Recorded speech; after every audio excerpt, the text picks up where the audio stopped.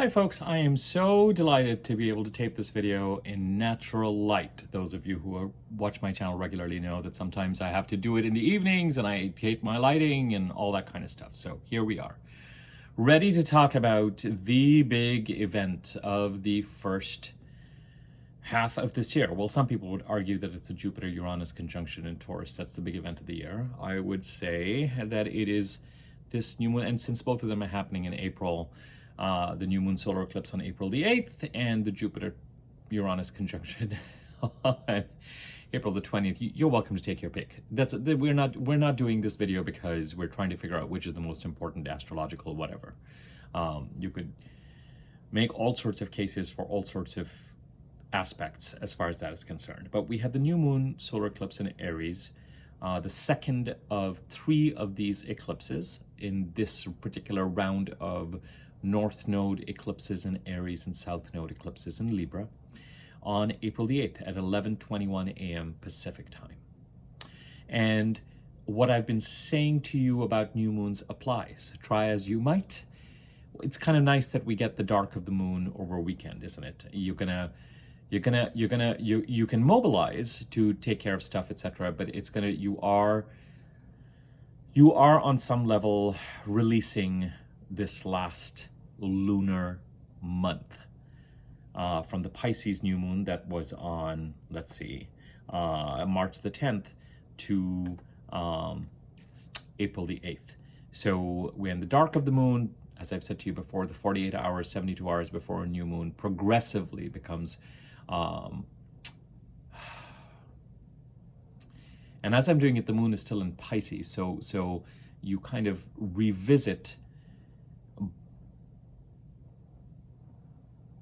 the new moon solar eclipse is at 19 degrees of Aries, so the moon will have been in Aries for a certain amount of time. For me, the moon goes into Aries in the early hours of Sunday morning. So I'm doing this video on Saturday evening at around 5:45 p.m.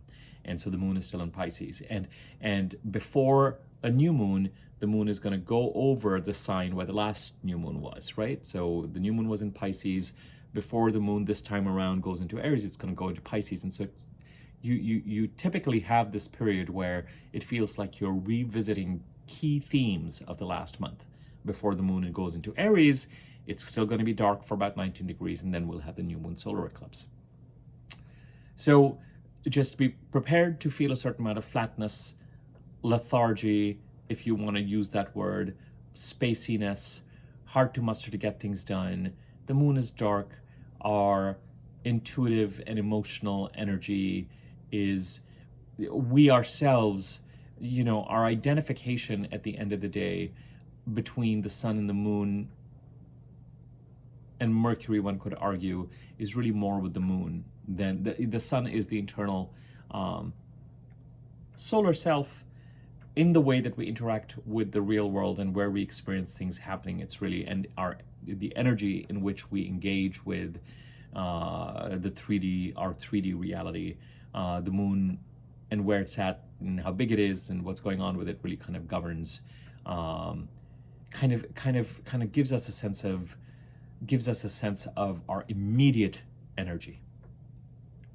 And this is also an interesting thing. If you know which sign the moon is in at any given time and which house that sign is in, based on the size of the moon, whether it is closer to being new or quarter or full, you can get a sense of the intensity with which, or the quality at which you are going to be encountering during those 2.5 days, events and topics related to that particular sign or that particular house. That's just something to experiment with, something to observe to see if that holds true for you. So, new moon in Aries, 48, 72 hours where we are right now, flat, bleak, depressed, seemingly hopeless, anxiety a little bit, but not active anxiety as much as just exhaustion. And that's fine. And then the new moon occurs and the wind starts to come back in our sails. As I've said on this channel lots of times, the dark of the new moon, the wave is really pulling back from the shore. The new moon occurs and it starts to move to the shore. 15 days later, we have a full moon. It crashes on the shore, and then it starts the process of moving back. Some of you might find that this kind of particular dark of the moon with related to this particular eclipse is still kind of not quite as bleak and hopeless as depressed as a lot of others, because we are in the middle of the eclipse time and Mercury retrograde, and we're processing a lot, thinking about a lot, dealing with a lot. Which way should I go? What shall I do? By the time all of this kind of exhausts itself, works itself out, and by all of this I mean the Mercury retrograde and the eclipse energy, confusion, as I've said, and a certain amount of recognition that what we've actually got on the table to do has a kind of a cleanup and a finishing up quality. Don't forget that on the 11th of April, a retrograde Mercury conjuncts the Sun in Aries, thereby ending the last Mercury cycle in Capricorn and beginning the new Mercury cycle in Aries. So we've still got till Thursday to wrap up whatever it is that we've been building in Capricorn from a communication or technology perspective. When I use signs in my videos, for anyone who's new and watching this video as their first of my videos, know that I'm referring to, when I say Capricorn, I'm really referring to the house in which Capricorn sits. And I use whole signs, WHOLE, as my house system. You're welcome to use whatever you like, as long as it works for you. But I'm referring to the house or houses that are occupied by Capricorn. And we had the last Mercury cycle begin there on December 22nd, and it ends on April 11th, which means that we have a few more days to wrap things up. And I'm referring to that by saying that we do currently have things to do and things on our mind. And some might find that in the dark of the moon, a certain edge is taken off because the moon is smaller. It's not quite like it is on its way to being full, where we're really edgy and craggy and stressed and nervous and hyper. And, so some might find that, yeah, we may not get as much done as we would like, and we may not be active Energizer bunnies before the new moon, but we are still balanced in the way that we're able to take care of certain things. And if that's the case for you, then bully for you. Now, let's start to break down this eclipse, this new moon eclipse. The new moon will occur, and the new moon this particular new moon sets up 3 different timelines as far as I'm concerned. One timeline is, of course, that it inaugurates the lunar month in Aries. The word month is derived from moon. New moon in Aries is on April the 8th. The next new moon is in Taurus on May the 7th. At the time of that particular new moon, that new moon is going to be conjunct Uranus, and at the time of that new moon, Mercury will by then be direct and will have picked up some speed. So as those of you who've been watching my channel know, we are waiting till the end of April, beginning of May, and even, quite frankly, till that May new moon to kind of start to pull us forward. And I'm going to talk about that a little bit more as this video progresses, but I've been talking about that a fair amount, and I don't want to keep, and I will repeat myself, but first let's remain focused. I'm telling myself to remain focused on this Aries new moon. So the first timeline is the 28-day regular new moon in Aries cycle that is going to be set up by this Aries new moon, where we typically, at around this time of the year, certainly have the sun coming through the sign of Aries during a predictable time frame, roughly from somewhere between the 20th, 21st, 22nd of March, give or take a day, to 20th, 21st, 22nd of April. Every year, the sun goes through the sign of Aries, illuminating internally.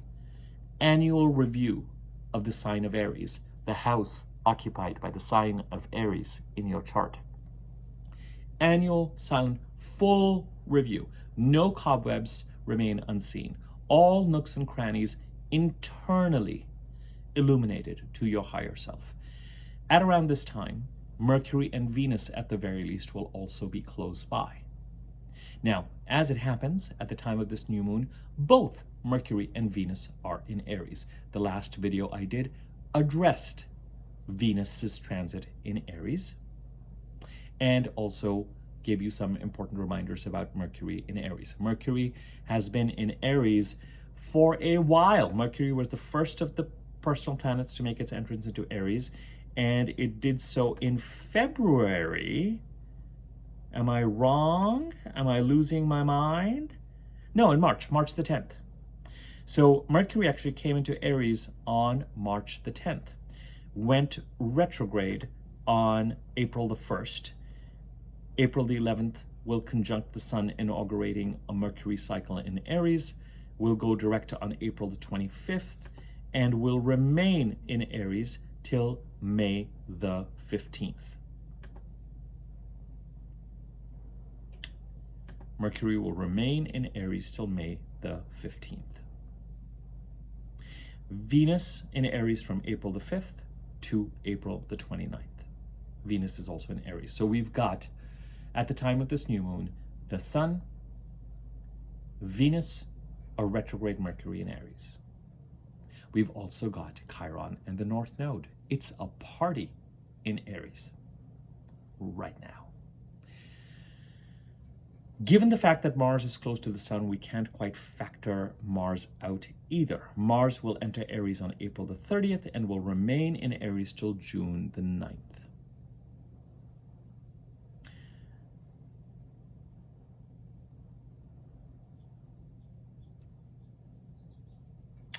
All the planets I've mentioned, well, Venus and Mercury retrograde will conjunct each other. Mercury retrograde will conjunct the Sun. All these planets will conjunct Chiron. Mercury will conjunct Chiron 3 times. The new moon itself, the eclipse new moon, is conjunct Chiron to the minute, not just the degree. Venus will conjunct Chiron. Mercury is already conjuncted the North Node. The Sun just conjuncted the North Node a few days ago. Venus will conjunct the North Node. And of course, when Mars comes into this house in May, it will conjunct Chiron and the North Node. The new moon solar eclipse in Aries is in conversation with the full moon lunar eclipse in Libra on March the 25th. That is its corresponding full moon. And right now, till we have the 2 full moons in Capricorn in June and July, the full moons are following before the new moon. So some sort of a crisis, kerfuffle, visibility, combination of all of the above, some sort of intense full mooniness occurs first. We are still processing it. And then we have the new moon that sets up typically 28 days, in this case 3 different timelines, to deal with and address what the full moon brought up, what the Sun's illumination is bringing up, what Venus's bounty and opportunities that she will be showering and has continued, started to, will be there for us to avail of and protect and take advantage of, and what a retrograde Mercury is trying to communicate to us.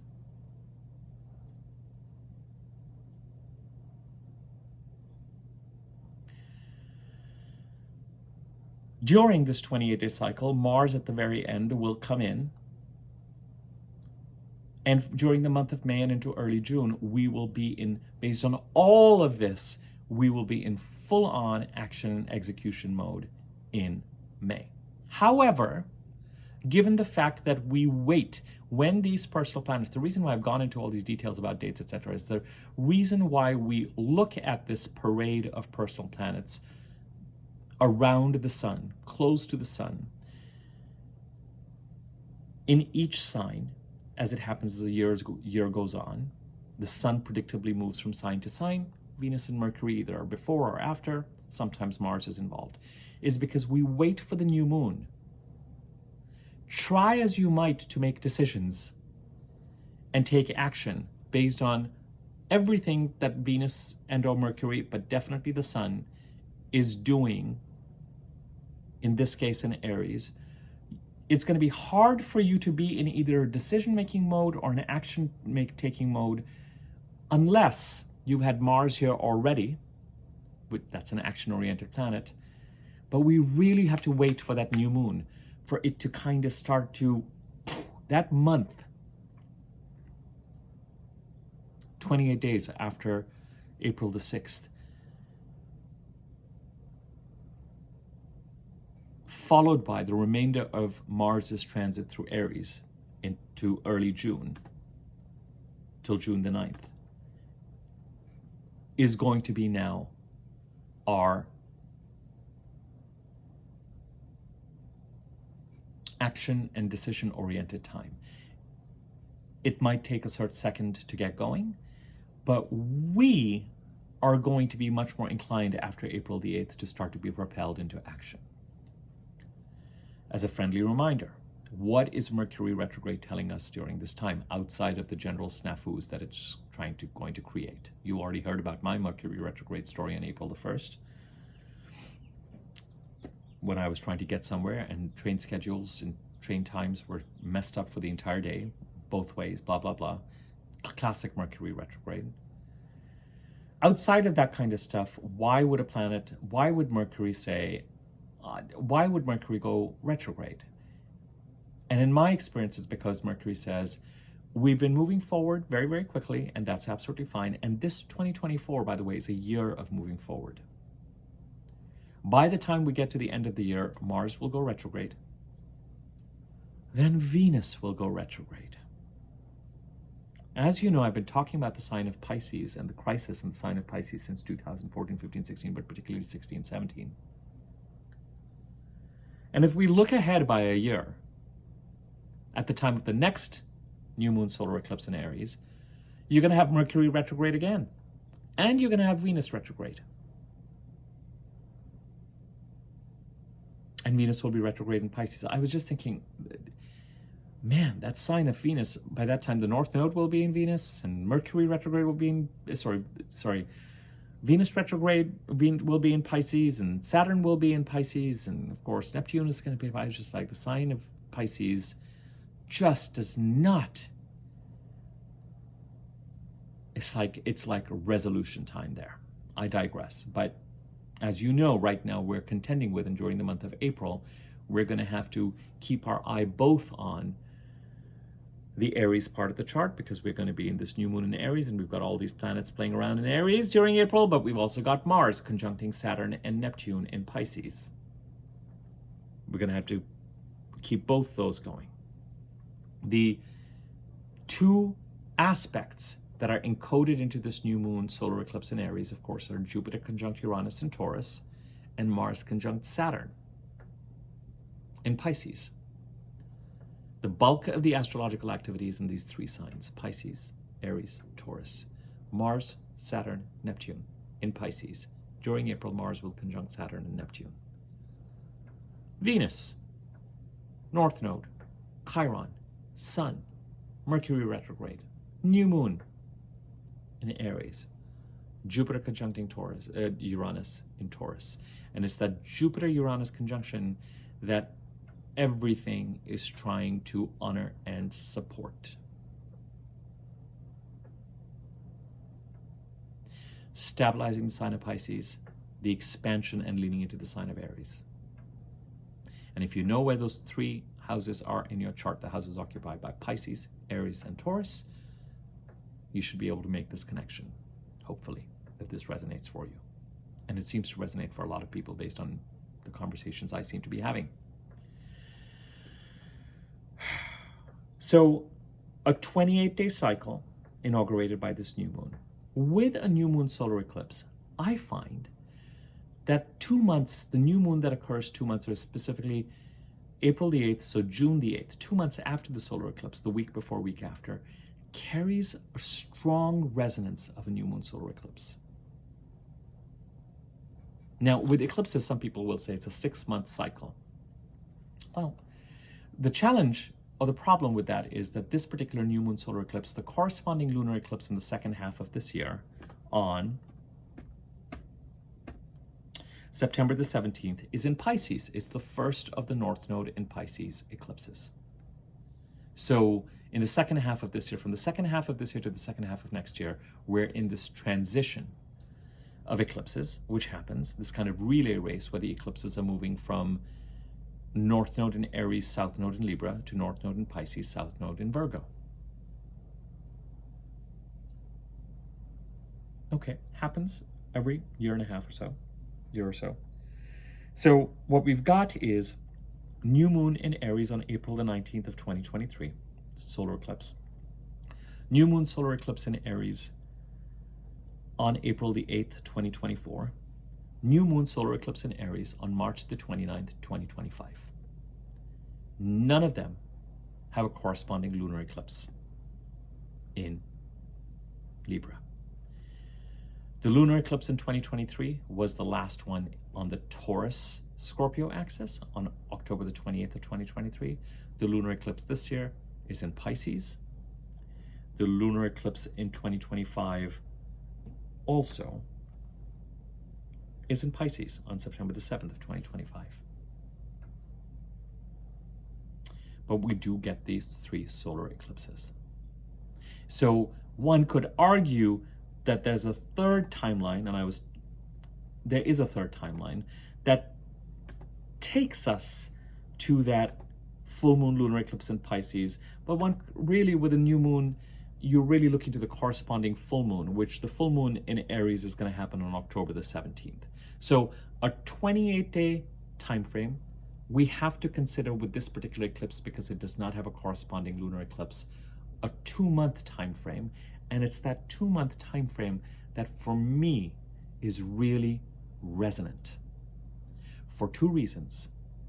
By the time we get to the week before after June 7th or so, June 8th, I think it's on June the 9th, as I've been saying, is when Mars leaves Aries. Until then, Mars is going to be in Aries, helping things along. For those of us who have Mercury direct in our birth charts, the fact that Mercury does not go direct in the skies till April the 25th means that whatever it is that this eclipse is trying to bring up, it's going to be hard for us to lean into it and really be decisive about it and to move forward until we get into May and June. And as I've said to you, the May 8th, May 7th new moon in Taurus is conjunct Uranus, and the June 6th new moon in Gemini is conjunct Venus. And Mercury is direct. And as I said, until we get to about November, December, it really is full steam ahead this year, because there is this sense of the only thing that is going to slow us down are the Mercury retrogrades.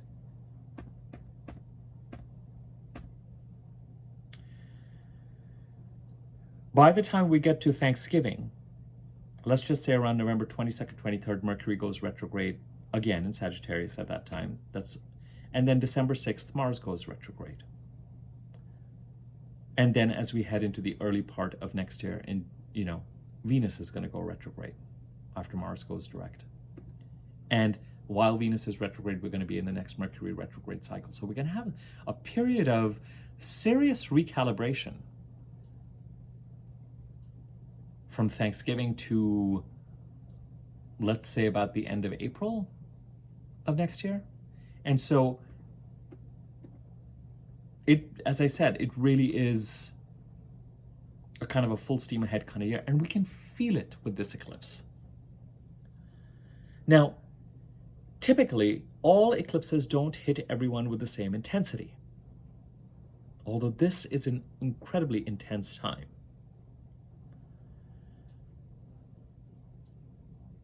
When you have North Node eclipses, you also have corresponding South Node eclipses where something needs to be released, and that would be in the house occupied by Libra. The sign of Libra has actually had a complete eclipse cycle, as you know. We had a solar eclipse on October 14th of 2023, and we had a corresponding lunar eclipse in Libra on March the 25th, 2024. We have one more eclipse on October the 2nd of this year in the sign of Libra. So this is why you can't, even though the first of the Pisces eclipses occurs at the end of the year, predominantly till June 29th of next year, we're still in this kind of Aries-Libra eclipse cycle. It's a relay race, so by the time we get to the first half of next year, it's going to be a little bit more evenly set up. So you may have mundane things or relatively mundane opportunities related to the sign of Aries, the house occupied by sign of Aries in your chart, show up as part of the normal 28-day new moon cycle. As I say with new moons, unmistakably you can feel if you look back to the new moon in Pisces from this vantage point on March the 10th, you could probably write a paragraph or three about what the last 28 days have brought up for you in terms of opportunities, clarity, how to handle certain things related to the house occupied by the sign of Pisces in your chart. And while things may still seem relatively benign, if you think that March 10th new moon is also in conversation with the Pisces eclipse on September the 17th, you can probably anticipate that some of the stuff that has come up is going to gather momentum and intensity as you head towards July the 17th and then September the 17th. So while it has been a normal month in Pisces, if that is possible, given some of the heavy hitters that are sitting there and the fact that there's been a certain amount of unrest. And in my last video, or there's a video, last one or the one before that, where I talked about the crisis in Pisces, so you can take a look at that to know what I'm talking about. But the bottom line is, after a new moon, sometimes within 48 hours of a new moon, certainly within that first week, I find that topics, opportunities, the wind behind one's sails related to that particular house in the chart show up. For those of you who have Mercury retrograde in your birth chart, Mercury retrograde periods might make you feel very much in sync with energies on this planet, while generally when Mercury is direct, you might feel like you have a different processing time and a different relationship with time and communications and cognition and processing. So hopefully, whatever it is that a retrograde Mercury is trying to illuminate for you, and as I've said, a retrograde Mercury brings to our consciousness, brings to our awareness things that have been in our blind spot or that we've been suspecting but have not really known, but now we can't ignore them. Why does Mercury go retrograde? The planets this year will go ahead and gather momentum, and we will move forward January, February, March, and by the end of March we come to a bit of a halt and Mercury says, hold up, I need to reverse for about 3 weeks. I need to show to you, we need to look at, we need to process some things that are either in our blind spot or that we are ignoring in a way that is unmistakable. We need to go back to the drawing board. We need to look at specific details so that we can recalibrate and determine what is going to stay, what is going to go, what is real, what is not, and based on what is real that we can no longer ignore and that we now see, however disappointing it might be, we have to factor that in with regard to how we're going to move forward. And if we have been moving forward, putting our eggs in a particular basket, which is a human thing to do, then we may learn something about that basket that, however disappointing it is, we realize that I've got to take what I can out of this experience. There's certain things that I've learned that make me feel like it makes no sense to invest in this basket anymore. And I'm going to move forward, but factor out this basket or not make it quite so prominent or important as the final destination, and continue to identify what the next basket is going to be. That is going to resonate for some people. For other people, this idea of needing Mercury retrograde in the eclipses to inform us of things and to accelerate, for spirit to close doors, open doors, so that we can move forward more decisively towards a direction that we may have wanted to move forward in the second half of 2023 or July, August in 2023, but we're not able to until the gates open that allowed us to do so by the middle of February. We are waiting for the month of April and co-creating with the month of April, primarily focused on cleaning up activities. Mercury goes retrograde, the arrow draws backwards. Once the target becomes clear, once the destination becomes clear, once the airplane is set up for taxi, where do we want to be with the stuff that we want to clean up and manage? What are the facts and the details and the taps that remain open and the taps that are closed, the doors that remain open and the doors that are closed? what we're learning about our relationships, what we're learning about our cash flow, what we're learning about the jobs that stay and the jobs that go.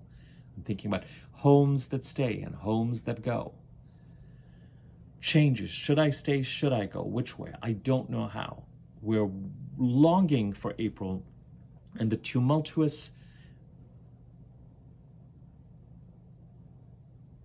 change, accelerating, enabling energy of the eclipses, and the downloads, the knowledge-giving, information-giving quality of a Mercury retrograde.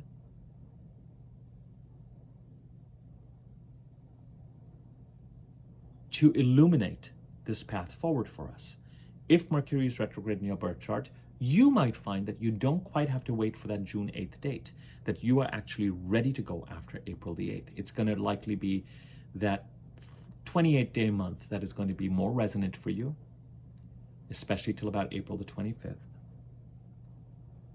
And it may likely be that the June 8th date still has resonance for you, but you are ready to go and feeling much more decisive up front. The rest of us who have Mercury direct in our birth chart may start to see the opportunities given to us by Venus. We may already have a sense of where we want to go. We may still be focused on cleanup activities. And the cleanup can be on various levels. It can be physical, it can be emotional, it can be about relationships, it can be about what changes we need to make, what doors we need to go through.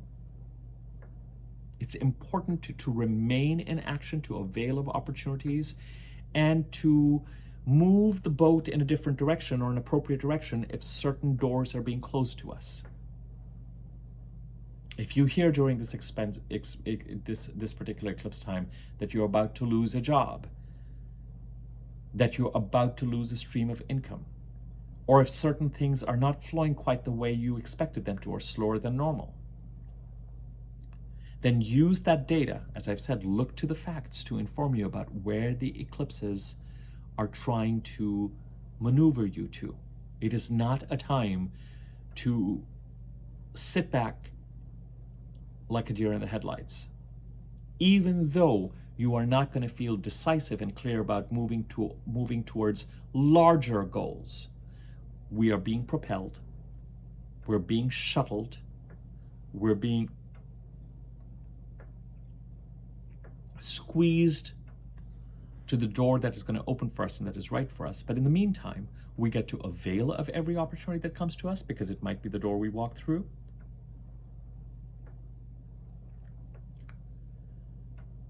The only exception I have for that is if you intuitively know that you're going to go in a certain direction and opportunities are coming to you. I don't know. You're going to have to make that decision with regard to how you feel about that. But Venus will bring opportunities in the direction that we are meant to go. Mercury retrograde will continue to give information. And the eclipse on April the 8th, I mean, it's so funny to talk about the ground shaking, considering we had an earthquake earlier today in Northern California and an earthquake yesterday, the day before on the East Coast, is going to continue to have its kind of ground shaking effect. This North Node eclipse, out of the 3 eclipses in Aries, the solar eclipses, on April 19th, 2023, April 8th, this one of 2024, March 29th of 2025, this April 8th eclipse is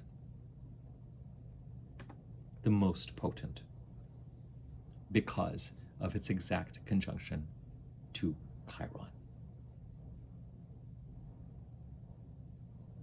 As I've said to you with Chiron, all these personal planets that are going to go through Aries are going to conjunct the North Node and Chiron. The expansiveness of the North Node. This is the direction you need to move in. Right before the Mercury retrograde, Mercury conjuncted the North Node. By the time Mercury is ready to go direct, it will almost conjunct the North Node and be in conversation with it again, and then pull forward and move ahead. The one conjunction that Mercury will make 3 times in the skies while it is retrograde is with Chiron. One has already been made, the other 2 are coming up.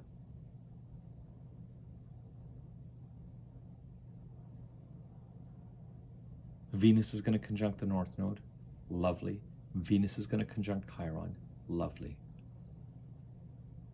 The Sun and Mercury retrograde are going to conjunct and download what needs to happen in the sign of Aries.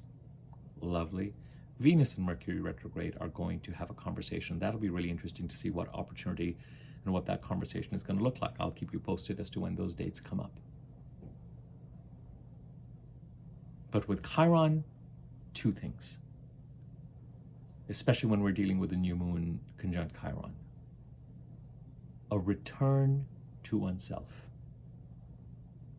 A return to one's power base, to one's inner power, to who we were when we first came onto this planet, before some sort of wounding occurred related to the Aries part of the chart, the house occupied by Aries, and whatever it stands for in your chart, took over and affected, impacted our ability to function confidently and fully in the Aries part of the chart. The second thing with Chiron is that what makes Chiron an uncomfortable body is that in order for us to heal something, we have to be present to it and examine it and feel it. So often with Chiron, this deja vu occurs where things come up that bring us face to face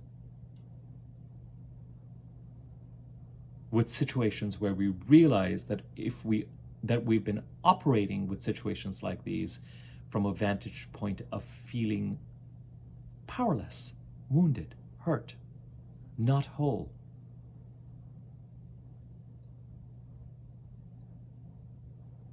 And so something happens, especially when it's one thing, the conjunction with Uranus for the new moon in Taurus, it's about 3 or 4 degrees. It's conjunct Uranus.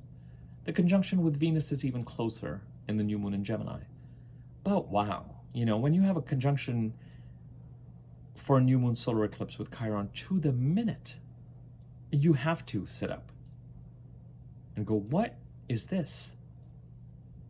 We have to lean into the Aries part of the chart, the house occupied by Aries, for our soul growth, responsibly and with an eye to our emotional and financial security, because the biggest challenge with the North Node is that it does a number on those things. It encourages us to follow our heart, follow our calling, to go in this direction and to embrace risk and adventure. And the great risk is that we go on this hero's journey just feeling like we're floating on a magic carpet. And as I've said, the North Node has a very carrot at the end of the stick quality. In some sort of ancient iconography, it's hunger and desire. And as I've said, the experiences of the North Node are that it promises more than it delivers, to kind of draw you in its direction.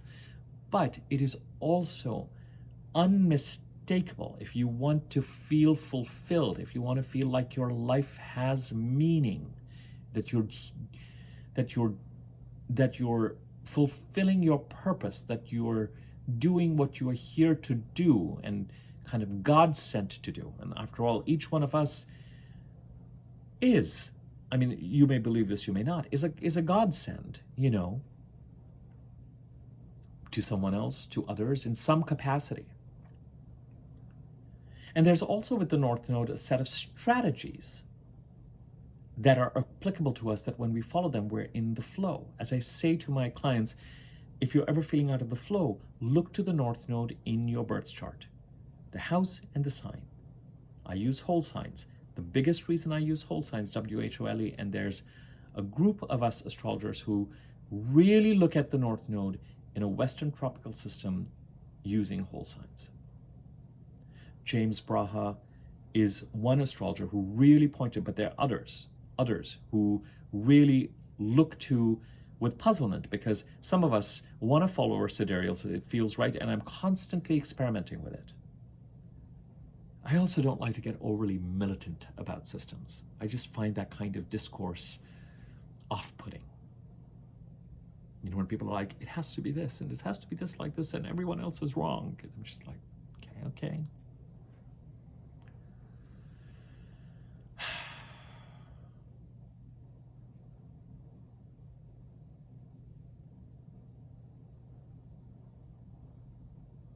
So as I say, if someone is feeling out of flow, look to what your rising sign is and embody that. And look to your north node in your birth chart, the house and the sign. Experiment with the tropical zodiac, the Western zodiac, and the whole sign house system. See where it is. And see what the strategies associated with it are and what it is that it's calling you to do. And see if that resonates. And then you might feel like you're not only more in alignment, but that you're manifesting in a way that feels truer and righter, that brings you back into the flow. But with the North Node in general and the North Node eclipses, you have to be really careful that you're not jumping off a ledge in terms of your emotional financial security. Because as I've said to you before, the hero's journey is a magical thing, but it does involve slaying dragons and sleeping in forests, and you've got to determine what your relationship is with that. There are ways to move forward in a direction that you want. That, you know, you've got to find the balance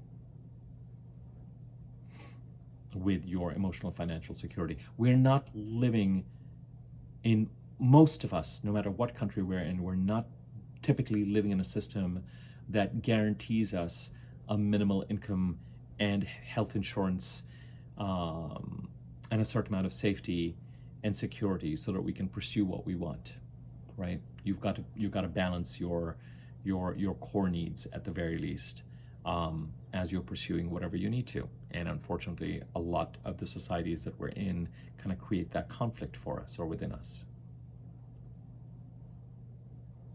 When it comes to the sign of Aries, it's a North Node solar eclipse.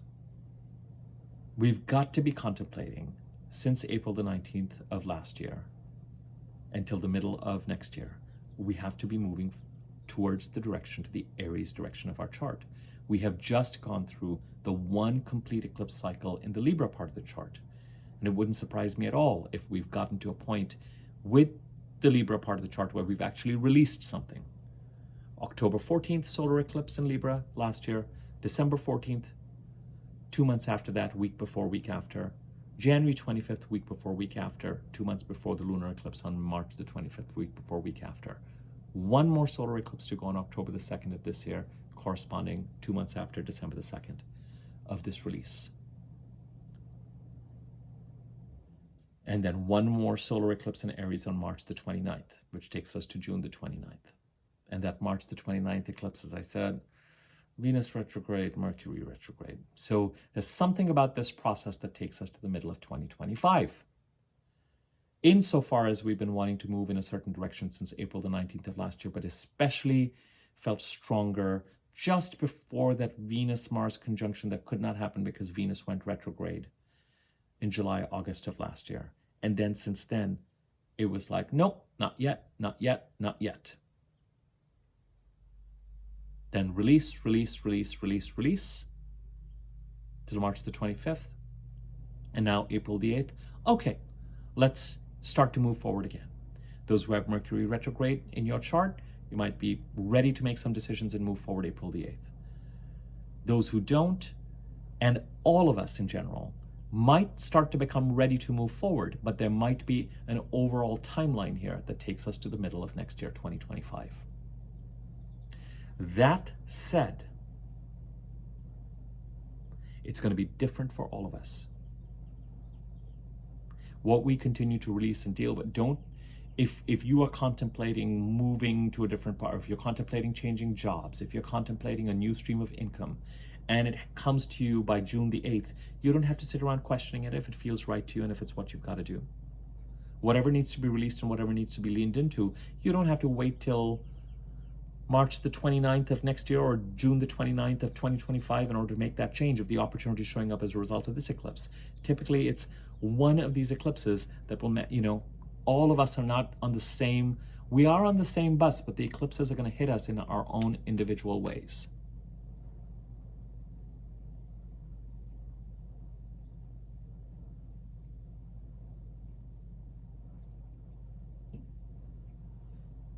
So however things develop for you, however in this time frame you really feel like, all right, I have achieved this move in this certain direction that I've been thinking about since April of last year, but especially since June, July of last year, second half of last year.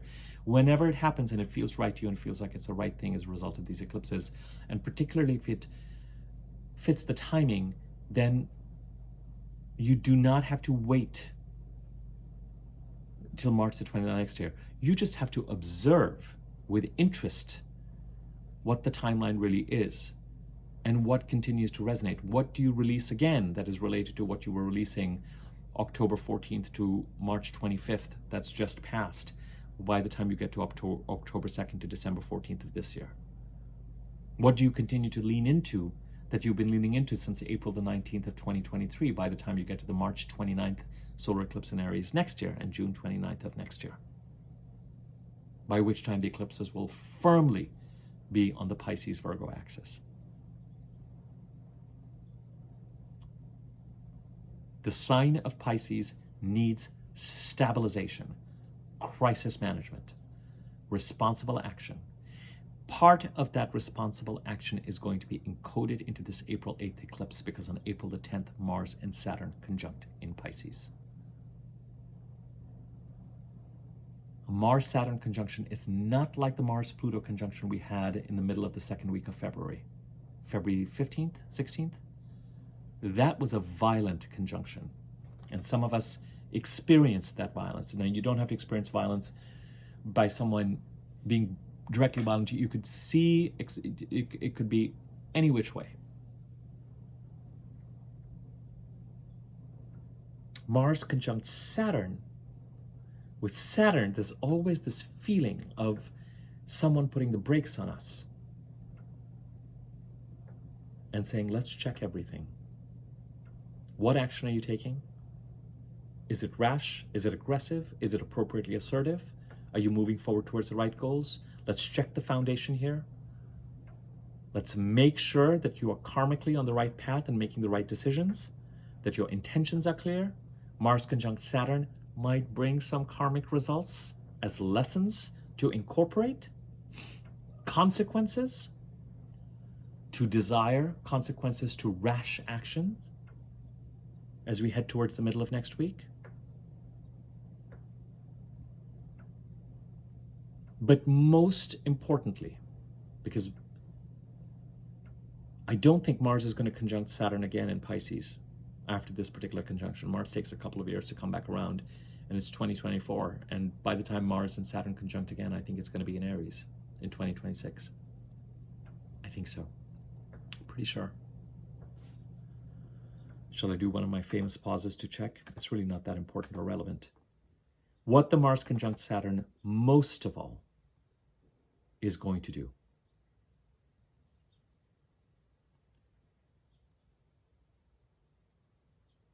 is inform and infuse us with the right kind of, ideally, you need to pay attention to this, the right kind of strategic actions that need to take place in the sign of Pisces. Whether to build towards an artistic or spiritual goal or endeavor in the Pisces part of your chart, the house occupied by Pisces, or to handle whatever crisis has been created and been brewing since 2014-15, but especially 16-17. And especially if there is if there's either a sense of delusion or rose-colored glasses or a loss of reality or dose of paranoia or mysticism or hyper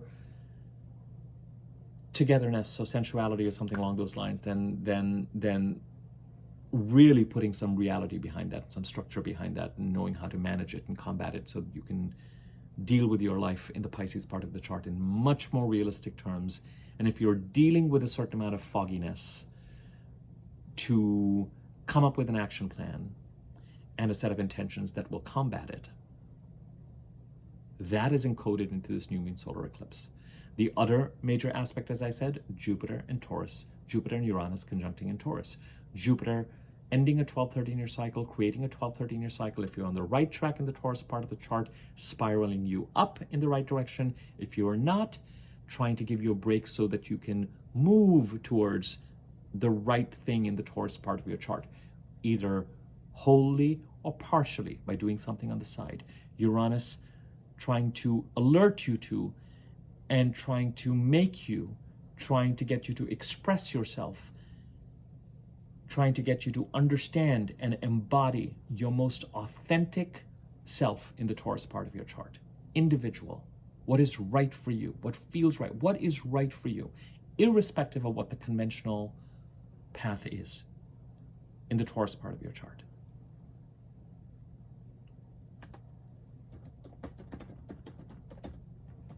And as we've said, during the month of April, but not just during the month of April, the Pisces part of the chart continues to see some heavy action till the beginning of 2026.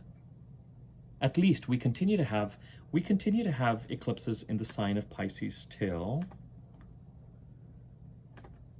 yes to 2026. In 2027, we have a lunar eclipse in Virgo. We're done. So it is true, but we have a lunar eclipse in Pisces on August 28th of 2026. And of course, we can't ignore that it's on the Pisces axis till February 20th, 2027. But beginning of 2026 is when Saturn and Neptune leave Pisces. And whatever this intensity is that begins in July, man, when I look at this time next year, you can't ignore that, talk about putting stability into the Pisces part of the chart. A year from now, whew, Hurricane Pisces again. Venus retrograde? Does that Mercury retrograde go into Pisces? Saturn? North Node eclipse? As I've been saying, I really like the fact that Saturn and the North Node eclipses are in the sign of Pisces.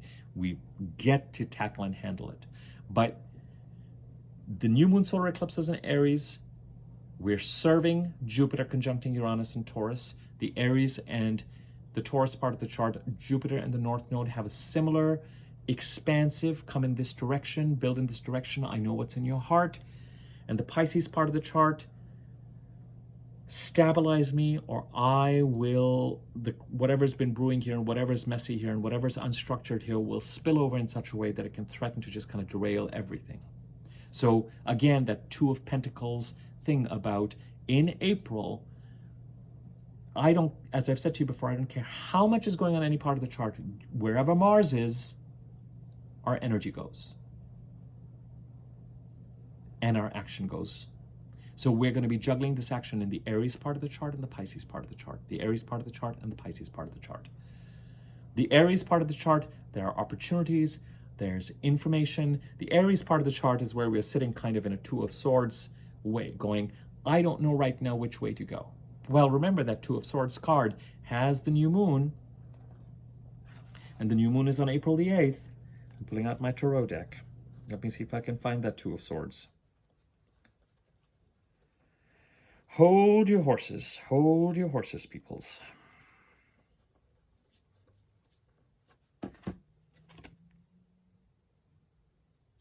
I'm confused. I don't know which way to go.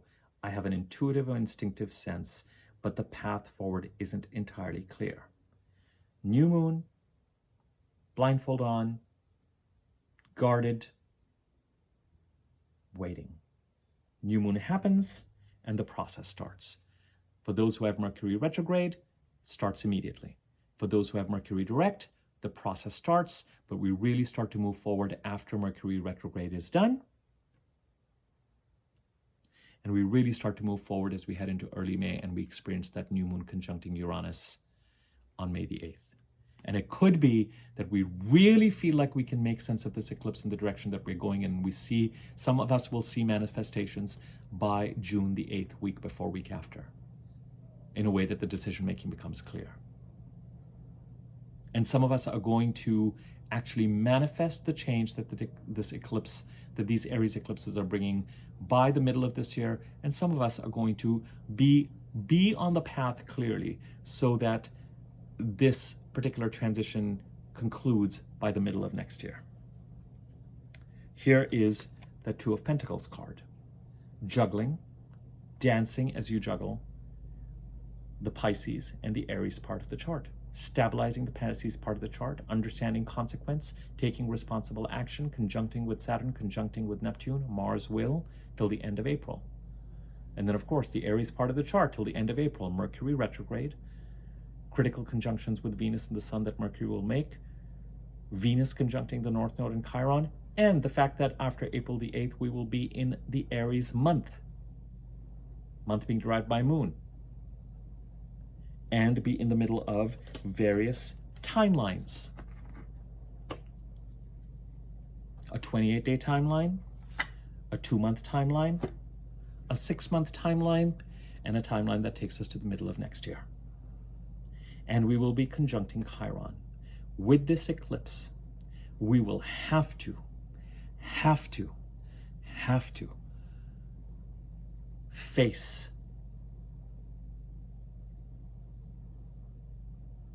whatever it is that is keeping us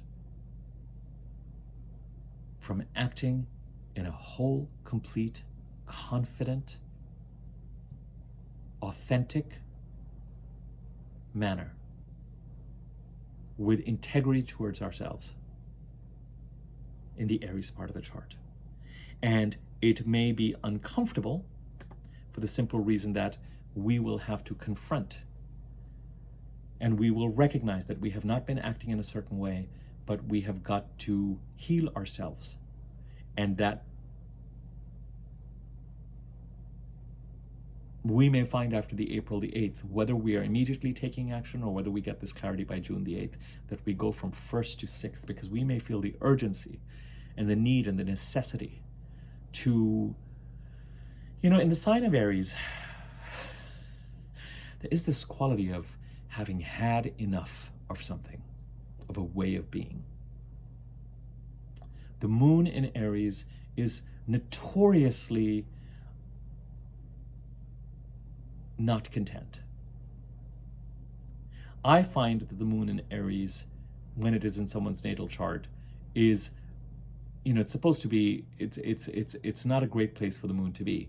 But it's not a great place for the moon to be because Aries is not a settled sign. But I find that people who have the moon in Aries are very good at knowing what needs to change, what needs to be done, what needs to be fixed, what needs to be handled. And what makes people with an Aries moon a challenge to themselves and to those around them is that they are restless also because they just know what needs to be done. There's that kind of Aries, Mars, fire. And the moon wants to be settled, but there's an emotional awareness of what needs to be fixed and what needs to be changed. And when you conjunct that with Chiron, lovely. Not easy or comfortable. We will be challenged. But we will also feel like we have no choice. We've had enough. The crisis that I refer to in the title of this video is already here. And it has been operating on some level since the middle of February for us, when those planets conjuncted Pluto in Aquarius, and when we had the Sun, Mercury, Saturn conjunction in Pisces. February was kind of the fulcrum on which the seesaw kind of went in a decisive direction. Or as I say, when the gates opened. March saw us adjusting to it and kind of blinking out into the light and seeing the portal and going, oh dear, really? Am I like, oh my God, so overwhelmed by what it's going to take. And do I really want to cross that part? Do I really want to go in the direction? I just don't know. And April is like a rocking cradle. For lack of a better way of putting it. And as we come through, we're going to start to take, by the end of April, beginning of May, we're going to start to take those first steps. And we're going to have greater clarity. Or if you look at April as the arrow pulling back with this Mercury retrograde and the eclipses, by the time we're done in April, we'll know what that target is that we're trying to hit. We already, I think, as I said, intuitively know which direction we want to go in. And with the Sun conjuncting the North Node recently, and Mercury conjuncting the North Node before it went retrograde, prior to that 25th March eclipse, we know we know what needs to be addressed. It's just, as with anything, there's a destination and there are obstacles. The obstacles and challenges related to the Pisces and the Aries part of the chart, but especially the Pisces part of the chart, feel momentous. It is an eclipse, and it is an eclipse calling for us to stop acting like a wounded person in the Aries part of the chart. And therefore, we're going to come face to face with challenges that will demand that we stand up and face what we need to face in a whole, complete way. I wish I could, in some ways I felt when I was thinking about the title of this video, Crisis, I was just like, well, we're already in a crisis. Well, I'm going to stand by it because I was just like, shall I say it's resolving the crisis? I was like, yes, we're moving towards a resolution of the crisis, but the bottom line is, it's one thing to say that there's a crisis. It's another thing to actually actively engage with and be in action with the crisis itself. And that is what this new moon solar eclipse does. How am I going to get to where I want to get to? What do I need to do to continue to stabilize the Pisces part of the chart? What consequences are going to be put on my plate by the middle of next week that I have to look at in the Pisces part of the chart and contend with and deal with? What action plan do I come in with the Mars conjunct Saturn, giving me the opportunity to come up with a plan that I can go after what I want and I can set the boundaries where they need to be, particularly in the Pisces part of the chart. But Mars does rule this new moon solar eclipse. It's hard to think of this solar eclipse as not being, and Neptune in Pisces is one of the dispositors of this chart. So again, dealing with that Neptunian influence as Pisces is on the table. The other dispositor of the chart, there are three: Jupiter in Taurus, Venus in Aries, Mars in Pisces, linking those three parts of the chart together and the codependency that they share. Stabilize Pisces, move towards the Aries part of the chart so that the Jupiter-Uranus conjunction in Taurus can be fulfilled.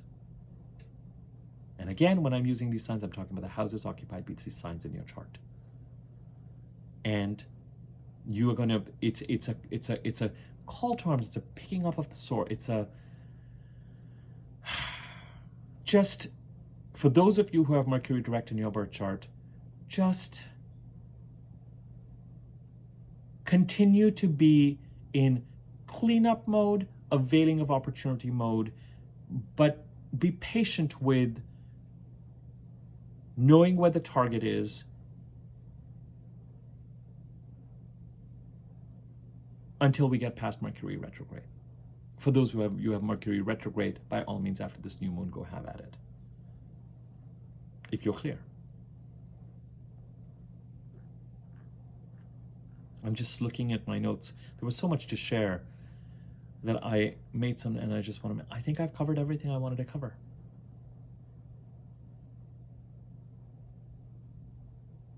You know, there's nothing like a crisis. There's no progress without conflict.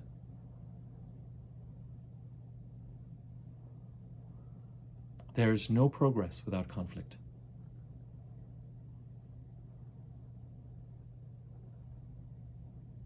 I'll say it again, there's no progress without conflict, whatever that conflict looks like, whether it's a conflict within yourself or with others.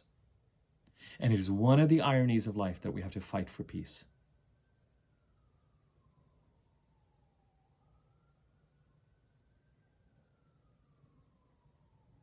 And with Mars being the ruler of this new moon, and it being conjunct Chiron,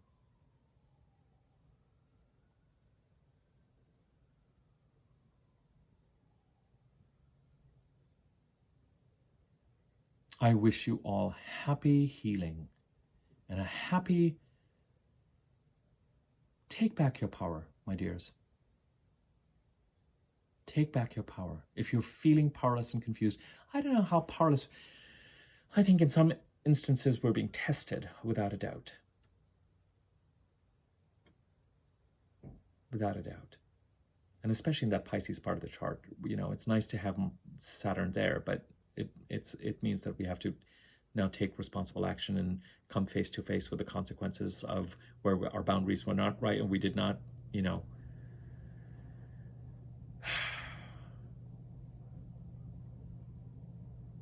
But certainly meditate on it as you move forward, as you have some sort of clarity about which direction you want to go in and what it is that you have to tackle.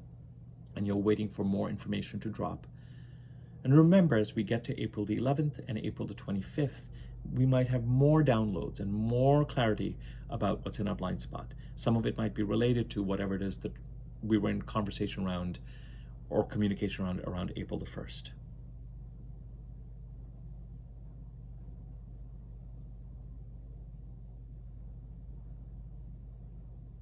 And we're gonna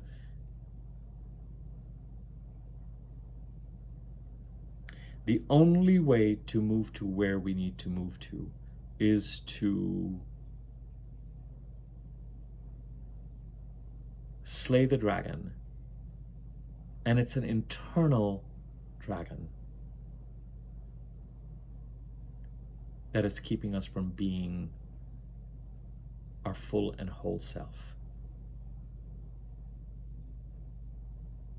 It's easier to take kind of a defeat, if we want to use that paradigm, or to let something go if we really feel like we've said all we need to say, and if it's not being honored, we can walk away with it with much greater ease because we really know that we've done what we needed to do and said what we needed to say, and that we have represented ourselves authentically.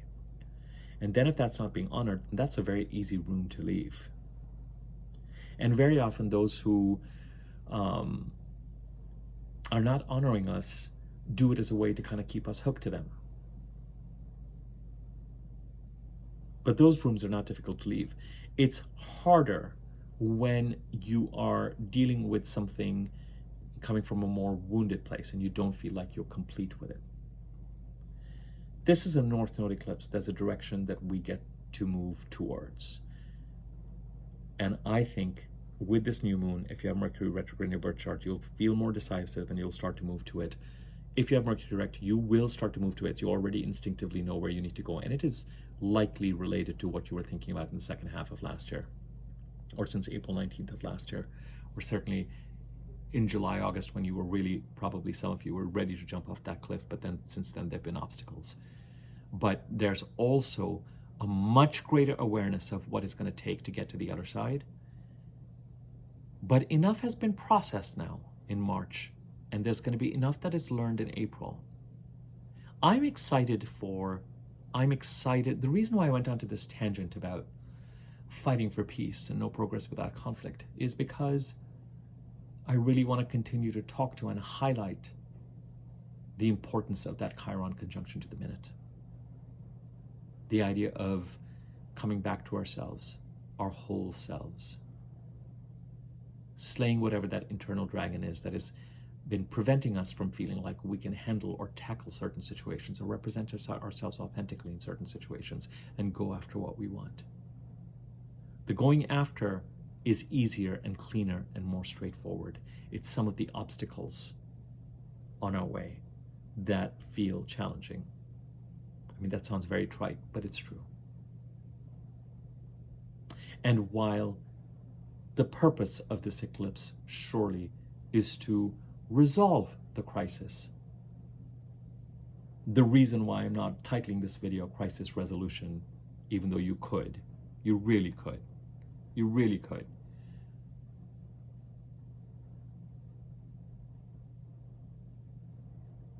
is that ultimately it's about the crisis itself. And coming face to face with it. And the process, of course, we move towards some sort of a resolution with it. We're not going to be sitting in it anymore. We're going to be engaging with it. And that's nice. We've been waiting for this. As I said, the only fly in the ointment is the retrograde Mercury. And that is serving a purpose. And for some of us, as a reminder again, part of that process is cleaning up what we need to clean up so that we're in a place by the end of April that we can move forward in the right direction after every processing what Mercury downloads to us. And number two, getting the ship to move in the right direction based on what the eclipses are opening and closing for us. And to not just, even during the month of April, just kind of sit back, waiting for Mercury to go direct, waiting for the eclipses to be done, kind of in that deer in the headlights way. There is action to be taken in April. It's just for those of us with Mercury direct, it may not feel macro and decisively moving towards, but clean up and getting the ship to go in the right direction is enough for now, and is also action related to the direction it is that you want to move in. The details, the opportunities, the door opening, the clarity of the invitation, for those of us who have Mercury direct in our birth charts, will likely not come till the end of April, beginning of May, after the May 8th new moon, May 7th new moon, and for some of us around the June 6th new moon.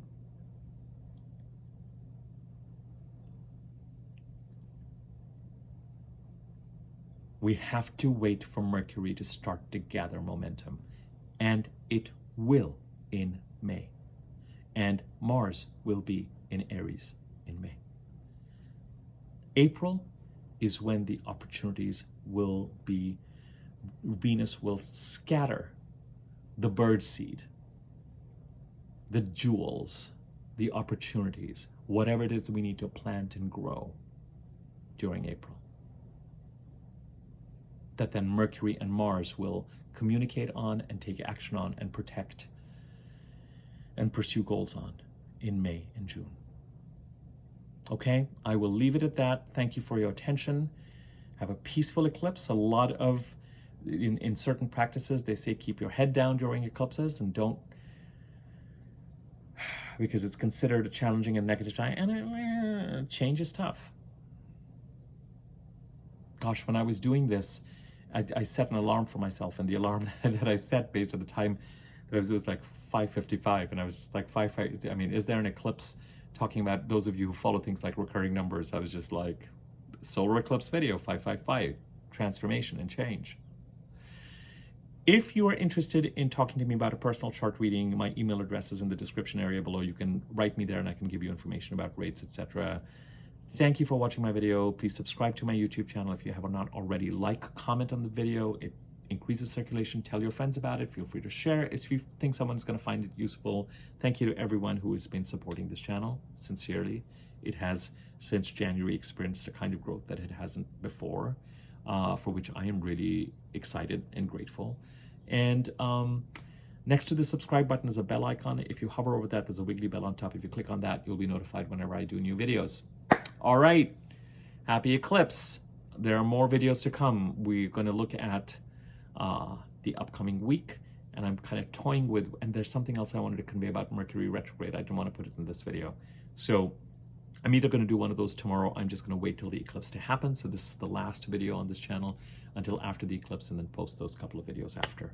But really, the next, after the eclipse, the next major aspect is Mars conjuncting Saturn. And then after that, the other thing that we will need to talk about, I can tell you, I was preparing for this for next week. Mars conjunct Saturn. And then, yes, as I've already mentioned, on April the 11th, a retrograde Mercury conjuncting the Sun in Aries, starting a communication cycle in Aries. Okay, more to follow. Thank you.